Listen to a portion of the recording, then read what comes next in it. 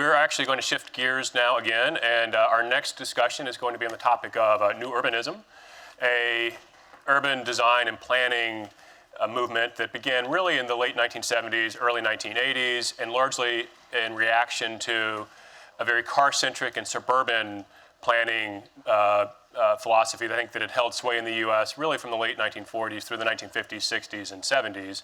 And in reaction to kind of that car-centric suburban way of urban design, New Urbanism offered the allure of really more of a village way of life where you're integrating where we live, work, play, shop, all in close proximity to each other. And while this design movement, I think, began in smaller scale when it first started, where you were looking at more of a community-by-community basis of new urbanist designs or project-by-project, as the movement has advanced now into its fourth decade, it's become much more widespread in terms of implementation, where you're actually many metropolitan areas are trying to redesign their overall urban designs around new urbanist tenets and philosophies. And of course, as that scale has increased, it's become a bit more controversial because you don't really have an option for whether you want to live in that type of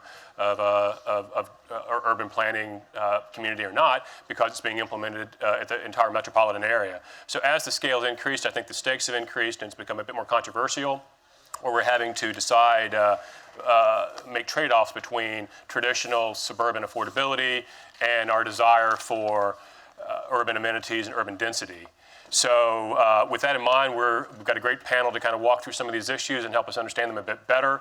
That panel is going to be moderated by none other than Diana Olick from CNBC.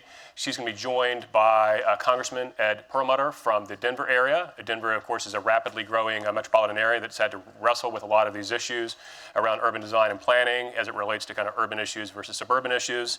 He's going to be joined by Wendell Cox from Demographia. He's done a lot of writing and research in this area. Professor Ed Glazer from Harvard Economics Department, who's done a lot of work in this area as well. And then, of course, John Norquist, former head of the Congress for New Urbanism, former mayor of Milwaukee, and currently a professor at Florida Atlantic University. So I'm going to go ahead and have them come up and take their seats while we do have a brief video introduction as well. And unlike my last promise of a video introduction, there actually is a video introduction this time. So panel coming up, and we'll get the video started.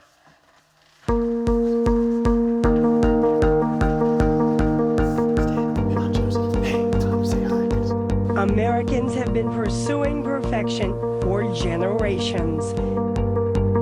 Today, urban planners are still trying hard to design the perfect community.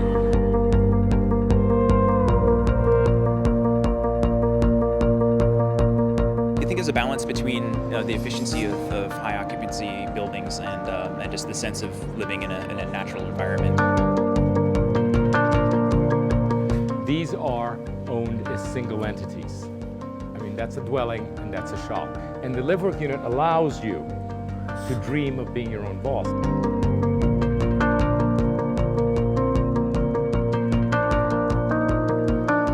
If you poll the average American citizen, their goal is to have a single-family house with a yard around it. That's still the American dream. New urbanism, if you haven't heard, is really a euphemism for command and control. We put up these urban growth boundaries and say you've got to live in a highly congested, high-density condo next to a mass transit station. The Baltimore City Council voted in favor of the measure Monday night, despite criticism that the project was being funded on the backs of city taxpayers.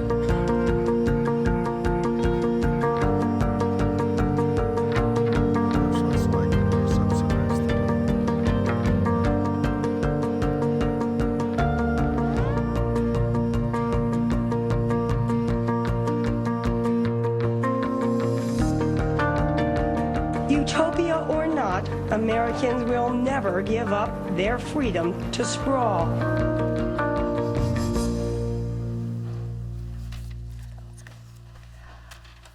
Welcome. We're so pleased to be here, and thank you to Zillow for having us all on this panel. We're supposed to talk about New Urbanism, which is now 40 years old. So I would actually like to, if it's okay with y'all, rename this the new urbanism, because I feel like we're coming at this from a completely different denominator. We're looking at new urbanism with a post-crisis, post-crash mentality. We have new visions of what home ownership means, where home ownership should be. We also have a technology-driven society, a society that has been at home with green living and green technology for many years now. And therefore, we have to think about new urbanism, not just about millennials, and I know that was the first panel, and we've talked a lot about this, but what it means to retirees, what it means to people who still want that suburban home with the kids and near the baseball field and lots of space, and of course, again, the millennial generation, which we know will at some point want to buy a home, but appears to be ready to live in a very different way than previous generations. Now, I know we're not going to start with opening speeches, but Mr. Cox, you wanted to say a couple of words before we start. Well, I hope you're not giving me some No, you said 1 to 2 minutes, so go Oh, ahead. okay, no, very cool. No, well, in fact, my concern is that the whole focus on urban planning and urban form is inappropriate. The reason it's inappropriate is because we've seen evidence, and by the way, my discussion is not so much about new urbanism as it is urban containment policy, of which new urbanism is a small part, and I love new urbanism designs. But the basic problem we have is that urban containment policies draws lines around communities. It comes out of the British Town and Country Planning Act of 1947, constrains the amount of land available for development and drives prices up.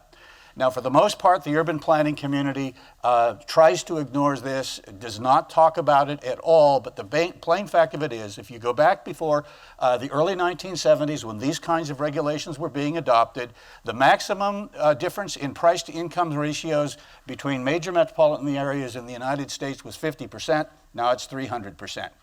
And that is a big deal. And so I'm saying basically, what should we be doing in urban policy? My view is we ought to be trying to improve the standard of living and minimize poverty. Now, I'm not asking for everybody to sign on to this agenda this afternoon, but what I am asking is that we begin now to have an open discussion on this. There is a plethora of research on this issue around, some of the best done by pioneer Ed Glazer here, along with Joe Giorco back in the early 2000s. And we can look at international research from all over the world that basically says the same thing. So anyway, I'll leave it with that. I'm just asking that, affordability, which we've been talking about all morning, is crucially important. And if we do not want the rest of the country to see the doubling and tripling of house prices relative to incomes that has occurred on the West Coast in the next 20 or 30 years, we had better step back and look closely at what's going on.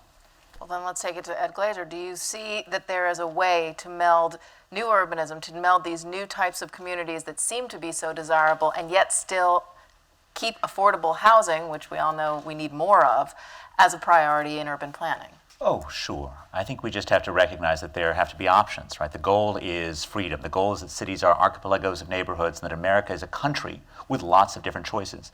And I think it is great that new urbanism is one of those choices, that this is something that, and it's been wonderful for me as someone who grew up in New York in the 1970s and grew up in a world in which cities seemed as if they were headed for the trash heap of history, all of a sudden to see a world in which density was back. And that's really been extraordinary. We've seen it particularly in this recovery, where the share of permits in 2005 that were going to buildings with more than 5 units was 18%. 2013, it was 34%, right? I mean, that's a remarkable thing, but it's part of a broader trend. That being said, I agree with what Wendell said about my worries about housing affordability. I don't think that's about a fight over new urbanism as much as I think it's a fight to make sure that we have enough freedom to deliver supply.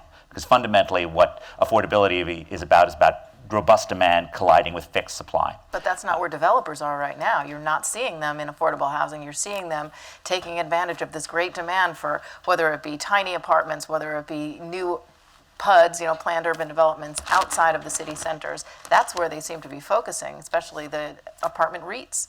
When I look at the data on new permits, right, I see slightly smaller average apartment size between 2013 and 2005. So 1,100 square foot is about the average in terms of multifamily dwellings that are being built. I see them being built overwhelmingly in 10 metropolitan areas, right? So 10 metropolitan areas have 40% of the permits in 5+ unit dwellings. And that's part of this general puzzle, right? That America overbuilt by 2 million units during the boom, and we still haven't eaten through that overhang for single family dwellings. We still have an excess of that. What we don't have is enough rooms in New York City. Enough rooms in Boston, enough rooms in San Francisco, enough rooms in, of course, Denver, which is one of those top 10 metropolitan areas. It is number 10, I have to tell you, but you did make it in the top 10. But Austin is also in the top 10. Seattle, of course, is in the top 10.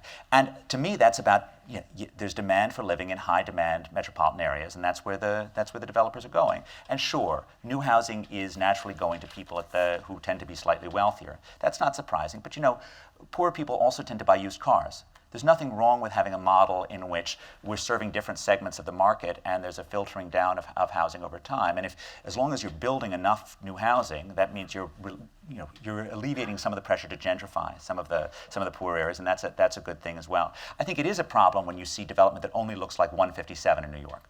I think we do need to make sure that we have land use policies that make it sufficiently easy to build mid-price, smaller unit dwellings as well. But would you like to weigh in?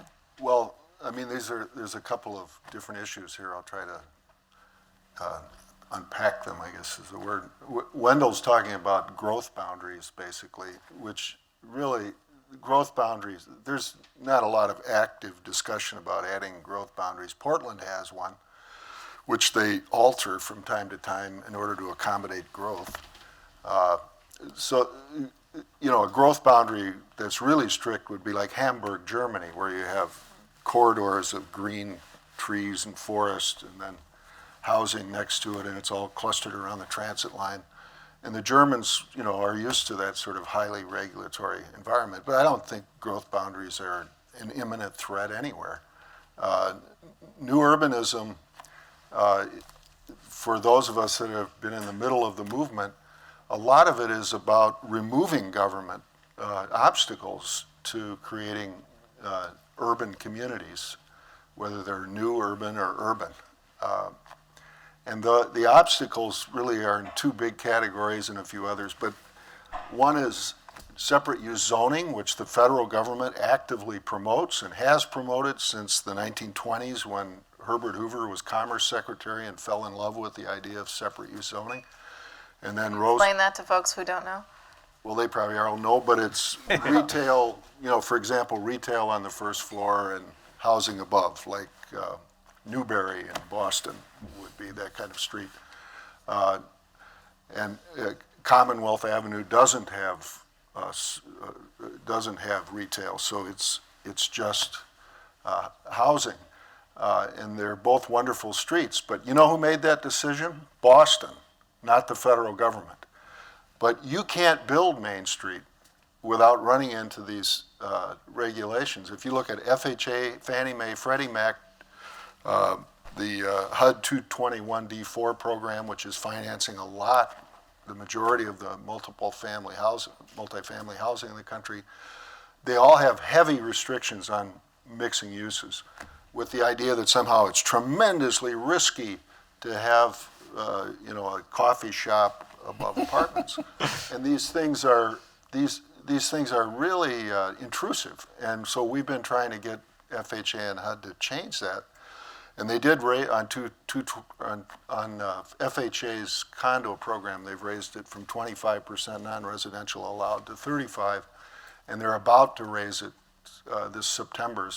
They're supposed to on 221D4, which right now on square footage, it can only be 10% under the 221D4 program. So that gives you a 10-story building.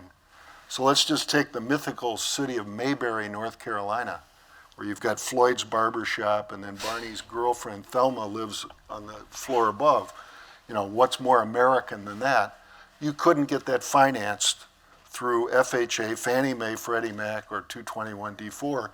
All the main streets in the country. You can finance Ed's neighborhood in Manhattan because the buildings are 16, 20 stories tall. But Flatbush Avenue in Brooklyn, you want to know why all those big buildings are popping up on the Brooklyn side of the Brooklyn Bridge?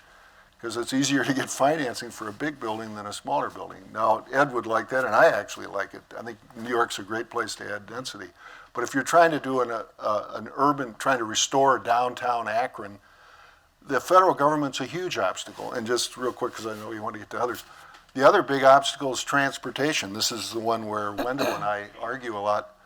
But the federal government just looks at roads, at least until recently, as ways to move vehicles at high speed, and they don't see the purpose of the street. In the urban context, it's there to add value to real estate, as a source of commerce, as a place for social interaction. You know, Greenwich Village is horribly congested, but it's not just congested with traffic, it's congested with money and people and activity. It's like Yogi Berra said, nobody wants to go to New York anymore, it's too crowded. Toots Shores.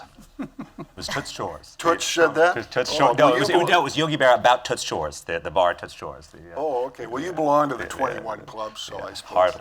All right, so if we're going to blame the federal government, let's bring in the federal government, All shall right. we? I see you writing copious notes. Well, I'm just taking some notes, and I think you've teed up something that's important from my point of view is, sustainable communities. And by that, I mean the federal government dropping the silos between transportation and HUD, and we always forget it's housing and urban development. So it's all of that together. Energy, Originally EPA. it was just urban development, but they didn't like the acronym.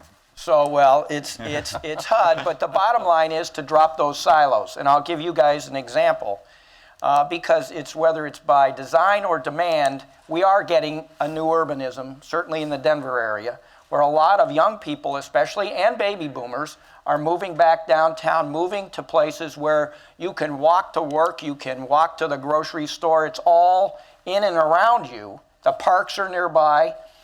But the goal for us, and I'll give you one example. So the federal government owns what was the Remington Arms Plant. We produced 6 million bullets a day for the World War II effort. And now it's 130 different agencies. So it's second only to Washington at this federal center in Lakewood, Colorado.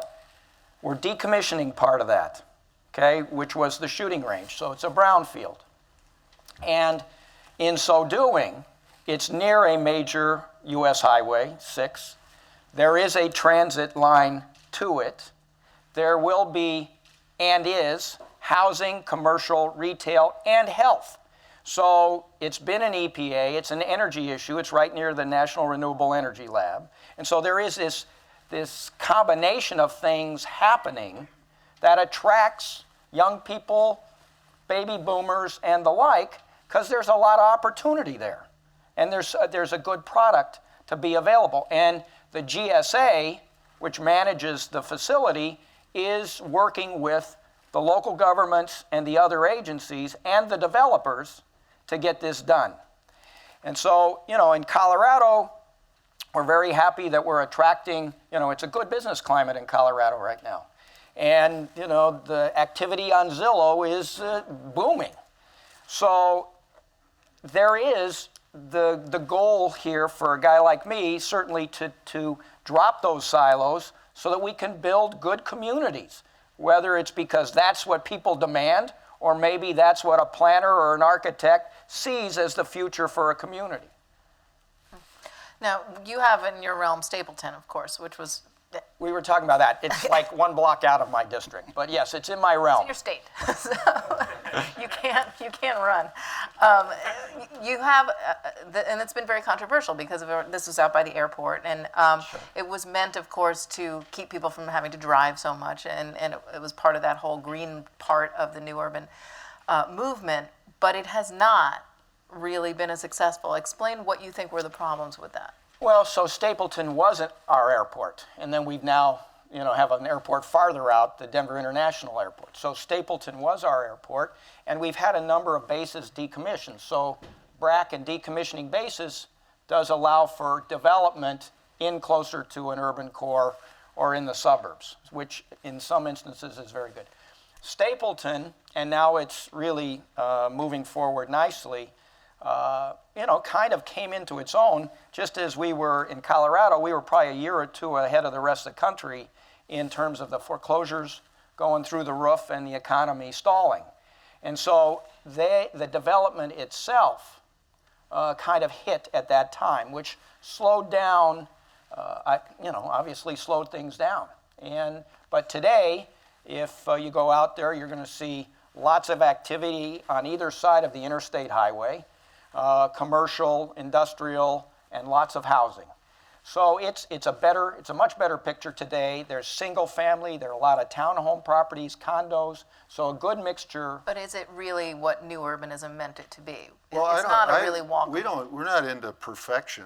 I mean, you know, it doesn't have to be, you know, I think Stapleton meets the success, the people that developed it made money, the builders got paid. And people like people living are there. happy, and the population's did it fulfill the growing. vision? I mean, there might be a few, you know, highfalutin people that don't like the style of certain buildings or something, but I think Stapleton's a success. I don't think there's any evidence really I guess that it I isn't. wouldn't, yeah, I never even thought it not a success. So maybe in. Well, there was a study earlier this year that kind of bashed what it had become, I suppose. Well, one thing about Stapleton, and my daughter lives there, I think it's a beautiful community. But the fact is that if you look at the median house price in Stapleton at the moment, it's fully 50% above Denver. Now, granted, Stapleton was not intended to be public housing. But you know, Emily Talon, who you know, and is a real good advocate of new urbanism, a few years ago wrote a piece in which she basically said we really don't have any, and when I talk about affordable housing, I'm talking about the whole of society. When you talk, though, about low-income housing, that's a different issue, and she's indicated great concern about the difficulty of producing such housing for low-income people. I don't know the extent to which that's perceived still to be the problem. Well, it is a puzzling thing, the American housing market, the way it works. You know, you look at food and grocery stores or whatever, they tend to go all the way across the market. And when I was mayor of Milwaukee, by putting pressure on the grocery stores, we solved, at least to my satisfaction, the food desert problem. Poor people buy almost as much food as rich people. But then you get into the housing market, and suddenly the private sector side of the market can only function when it's low-income housing, tax credits, Section 8, all this different stuff. And that's not, in the long run, that's not going to produce what you need. And there's a lot of obstacles to producing lower-cost housing, you know, fee simple for sale or rental housing or whatever. Housing that was produced 100 years ago or even 75 years ago, and suddenly because the market's so structured around subsidy, I think that's actually reduced the availability of affordable housing. 75% of the people, households under the poverty line, get their housing without any government program. They're basically doing what Ed's talking about. They inherit or get what they can. You know, they don't live in the brand new house, but they get one that was built 30 years ago. But the market, we need to try to figure out how to make the market function better for everybody. But John, we have in many ways, I think, relative to any other wealthy country, done a better job of actually providing affordable housing for ordinary Americans than anything you see in the UK, in France, and you know, we just look at Texas. Right? We just look at the places in the great growing metropolises of the Sun Belt where construction costs are $70, $80 a square foot, and that's roughly what the homes sell for.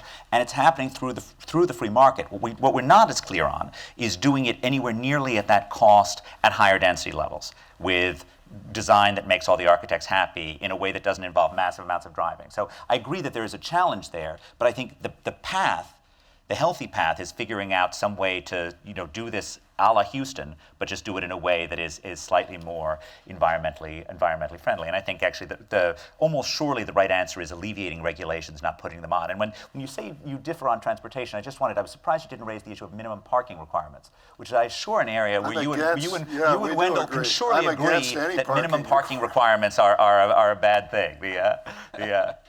It should be between the property owner and people that want to occupy the property. There shouldn't be any parking minimums. But in your view, we got rid of a lot of them in Milwaukee. Some neighborhoods were so upset about getting rid of them that they resisted the effort. Well, but that's what they're talking about doing out at in our area in Tyson's Corner, which is, you know, this new development of all kinds of retail and apartment living, et cetera. And now they're putting the new Silver Line opens up tomorrow or Saturday, and they're talking about limiting parking at the malls there.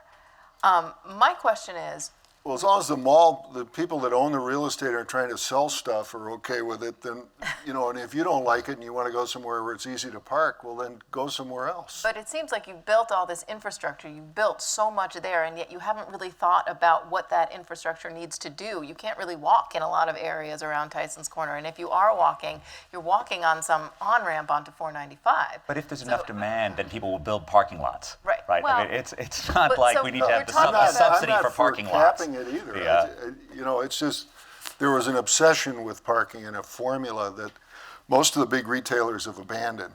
Target doesn't have a set parking ratio anymore. The Carson Perry Scott building, the Sullivan building on State Street in Chicago, has no customer parking whatsoever, and they seem to be doing just fine in that location. But if they were in the outskirts of Akron or something, they'd need parking. But the formula that you automatically need parking, I mean, there was a zoning code that Don Shoup talks about that started in Ohio that required 5 parking spots per lane for a bowling alley. And so you ended up with these giant fields of parking required, and the code spread through the whole Midwest, and then you see all these distressed real estate, empty buildings that used to be Bolero or Bolorama or whatever. And that was caused by a code that was obsessed with providing parking. Like, the key to municipal growth is more parking. Okay, That's not always true. Well, so let's move from parking to the fact that we are now living in a far more sharing society than we ever have in the past. So taking that bounce from parking, now we're going to share our cars. Now we're going to share our bicycles. Now we're going to share our transportation so much more.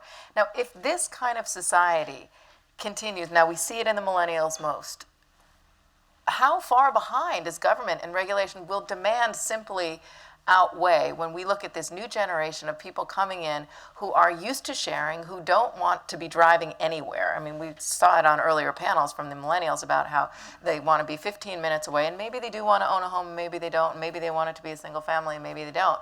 But what they do want is that ease of living, that they're very focused and aware on green living and on saving energy and on saving energy costs. What is it going to take for that demand to bring down regulation?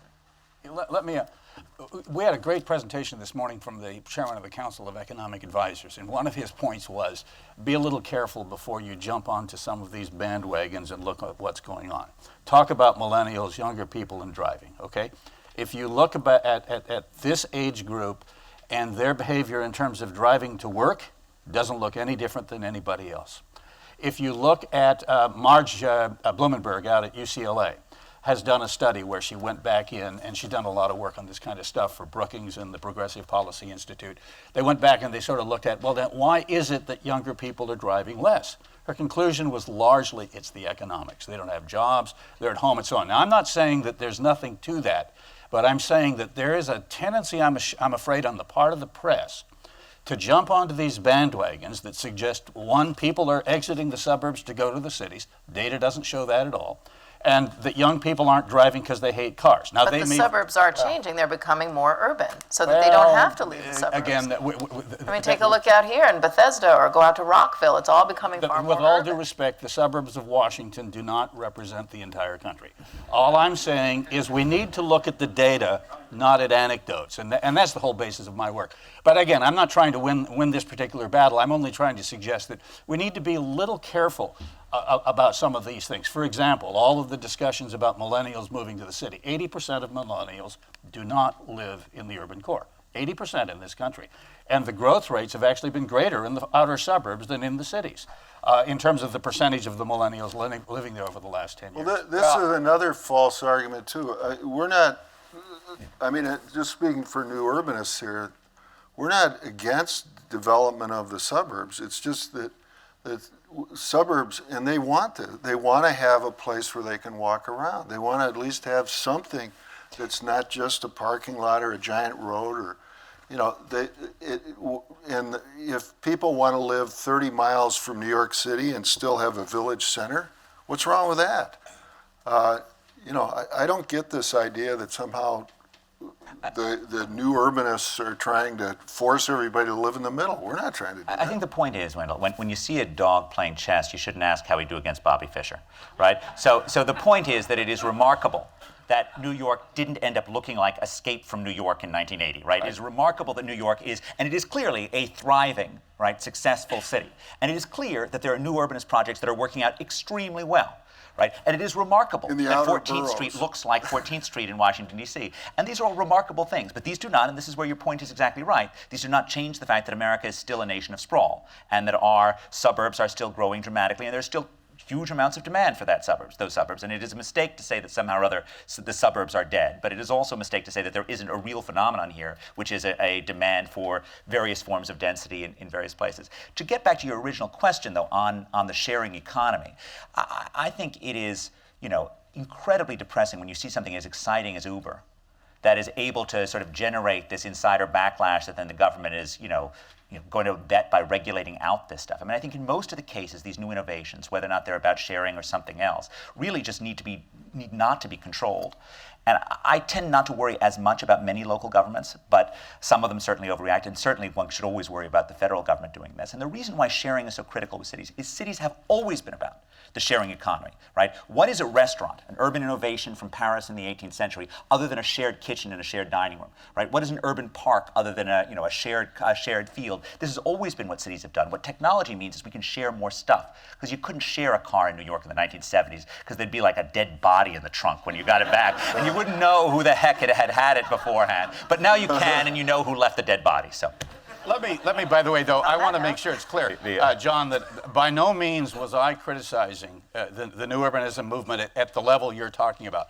My big concern has to do with the urban containment movement, not only the urban growth boundaries, rules that say you've got to develop the lot adjacent to the previous lot, et cetera, et cetera. The problem is that the urban planning community is very much committed to these kinds of strategies.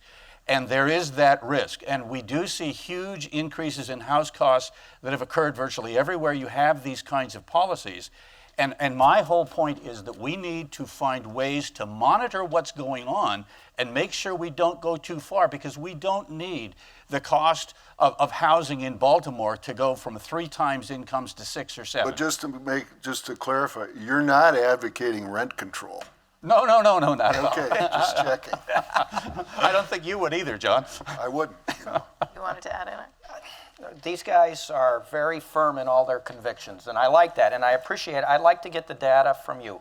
I mean, mine is anecdotal. Mine is my constituents coming and talking to me. Mine are my 3 daughters moving out of my district into cities, here, New York, and downtown Denver. That's my anecdotal stuff. I would love to have your data. The bottom line for me is young people really do have a different ethic about energy.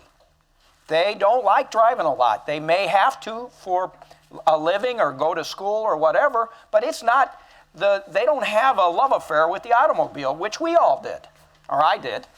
And so it's a different kind of approach that they take, and it will end up by their demand, not by some mayor or some academic saying this is the best way things should be, but by their demand working with developers that will ultimately change the landscape of America. That will push federal regulators to change. And federal regulators, clearly, I mean, it's somebody on your last panel, I think you said it, it's when it bubbles up to the federal level, it's either we just don't do anything at all, or we react with, it's passing, an act of Congress really is a big deal.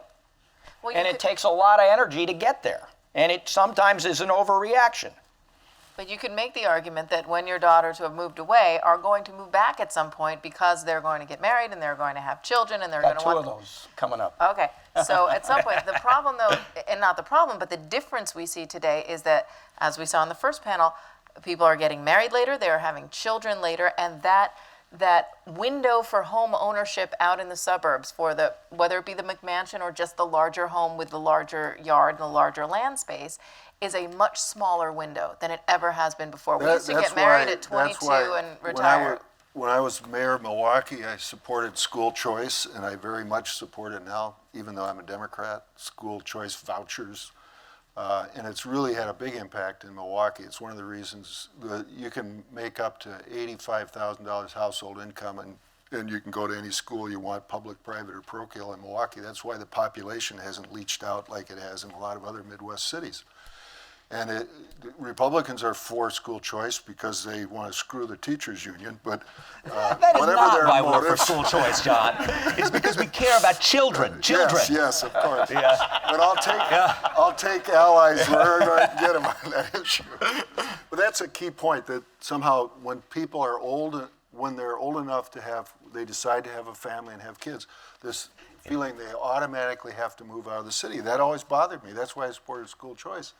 Because the people shouldn't have, if they want to move to the suburbs so they can have a big yard and buy one of those little Farmall tractors, and spend their weekend, using up gasoline with the tractor, fine.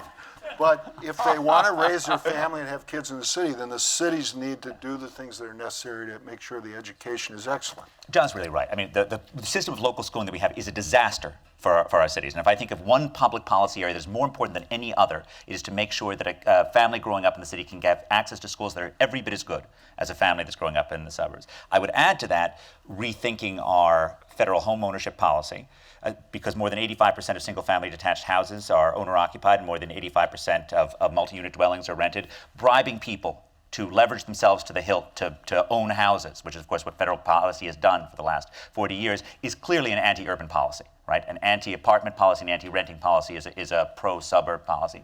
And, of course, our transportation policy, right? We essentially, there's no reason why people who drive on highways shouldn't pay for the social cost of their actions.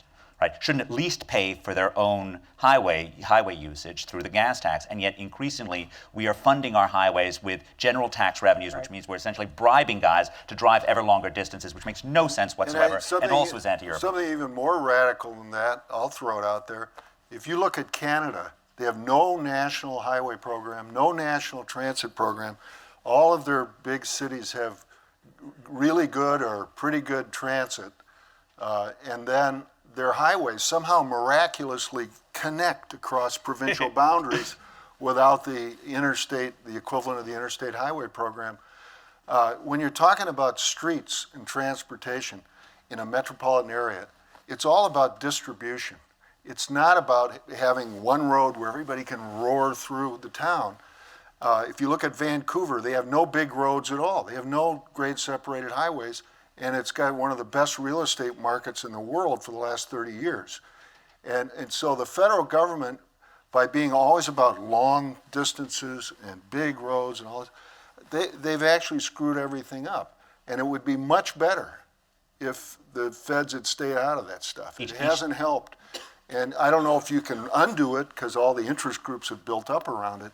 But on balance, cities in America would be much better off if they had been on their own on this stuff instead of having the feds. Just one fact, that each new highway that cut into a metropolitan area after World War II reduced the central city's population by about 18% relative to the metropolitan area, according to the work of Nate Baum-Snow at Brown. But I'm for the Bill of Rights and the Interstate Commerce Clause and the Constitution. Okay, I think it's time to open it up for questions. There have to be some. Boy, he jumped up. And I'm for Obamacare. How's that? I'm Barry Wood, an economics columnist, and I've just come from Detroit. I'd like to ask you about how you repopulate an urban area like Detroit that had 2 million and now has 680,000. You don't think low house prices are good enough? Because that's, his point, Wendell's point is that low house prices are really important, but you have low house prices in Detroit. You can buy lots of structures for $500, but it's not working. Yeah. So how do you, with 80,000 abandoned structures in the city and a geographic footprint that goes on for 19 miles by 12 miles, how do you revive the city and connect the islands of development and activity that already exist?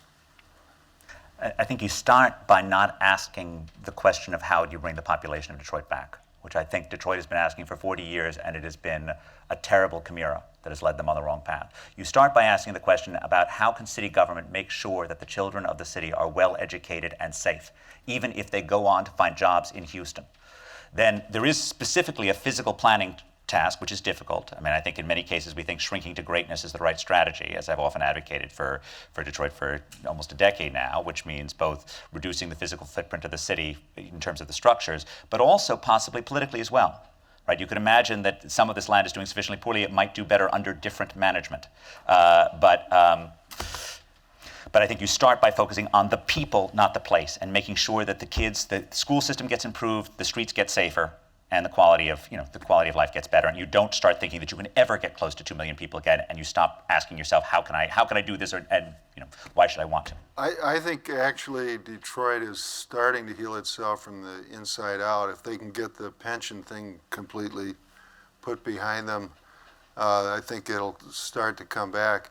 But they still have the wrong priorities at the state level. They're spending $1.7 billion widening I-94 as it runs through the city portion of, where it runs through the city of Detroit. The city's bankrupt, and they think the biggest problem is congestion on I-94, which really doesn't have much congestion.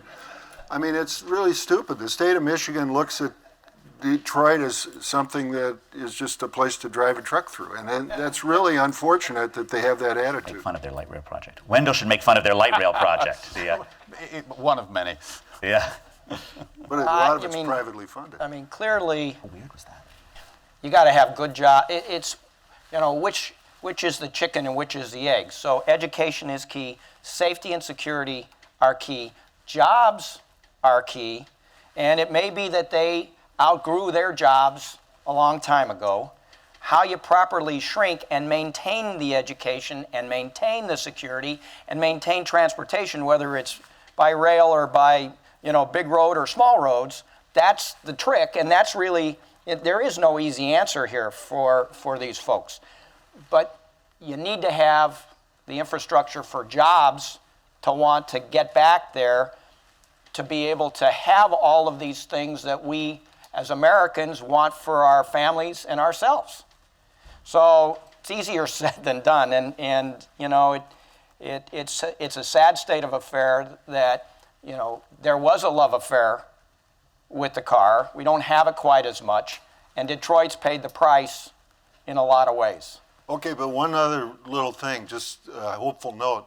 The 12 square miles of downtown Detroit is the most valuable 12 square miles in the whole state of Michigan. So as rotten as some people might think it is, it actually has a lot of opportunity. Hi, I'm Tony Mungrove from Century 21.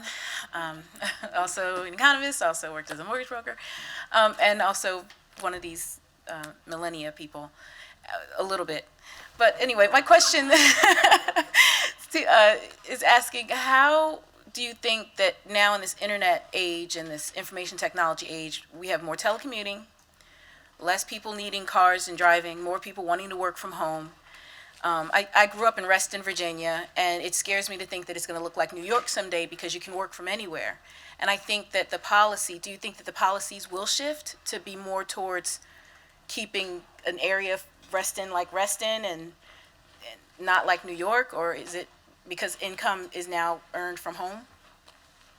20 years ago, the cyberseers and the techno-prophets were predicting that all this new technology would make cities and face-to-face contact obsolete. They were wrong then. I believe they're completely wrong now. They were wrong about the telephone, too. They were wrong. That would ruin cities, too. They did as well. They argued about the telephone as well. And the key point here is that, in fact, changes in new technology and globalization, the larger effect than allowing a little bit of telecommuting is that they've made the returns to being smart vastly higher. They've really increased the returns to creativity, the returns to innovation, because you can sell a new idea on the other side of the planet, because you can source a new idea on the other side of the planet, right?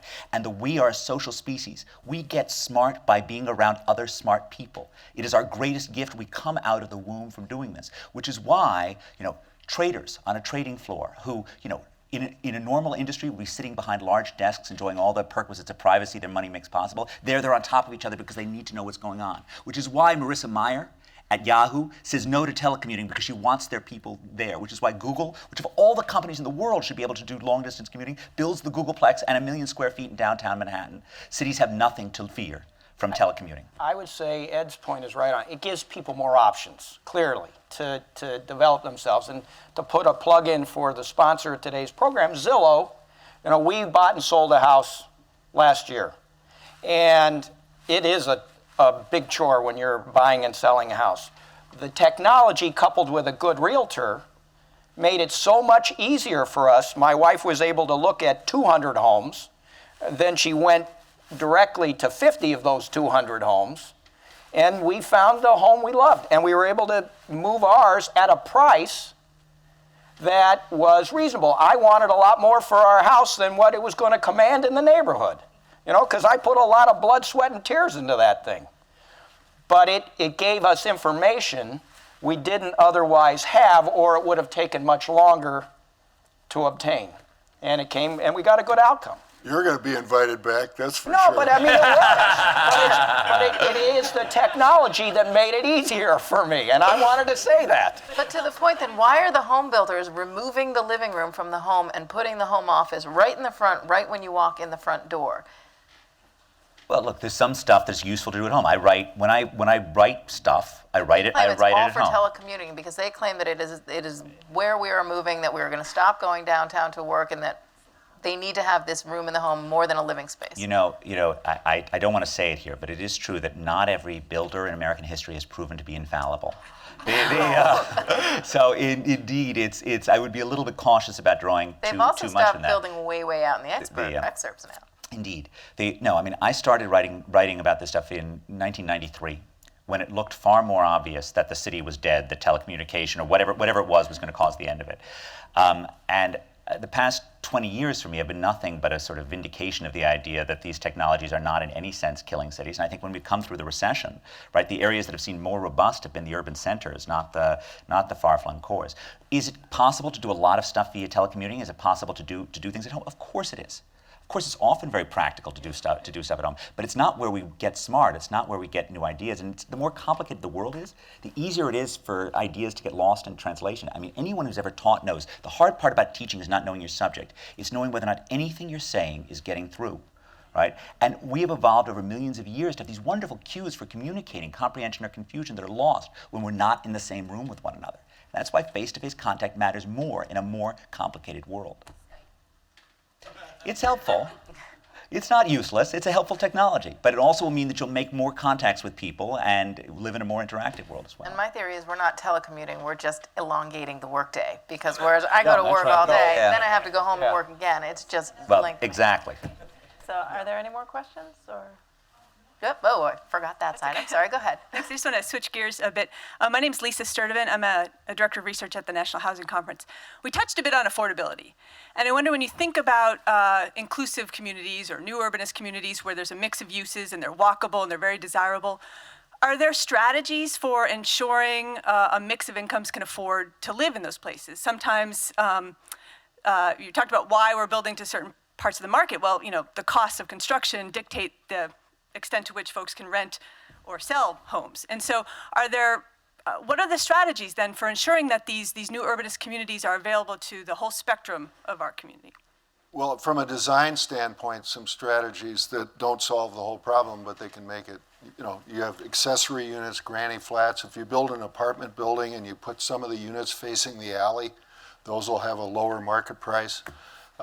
Volume, which is something Ed talks about a lot. If you build enough housing, then the price starts to meet the ability of the consumer to pay. But people haven't spent enough time studying the bottom end of the market to see how the market functions can deliver more affordable housing. I think it's good we have Section 8 and all this other stuff, but it's very unlikely that that's going to expand to the point where it would meet everybody's needs. I don't think Congress is going to pass that kind of stuff. So we need to look at how the market can deliver it. So the volume of units in terms of, getting more out there, and the size of the units, smaller units, and also accessory units and where they fit. You can build it on real estate.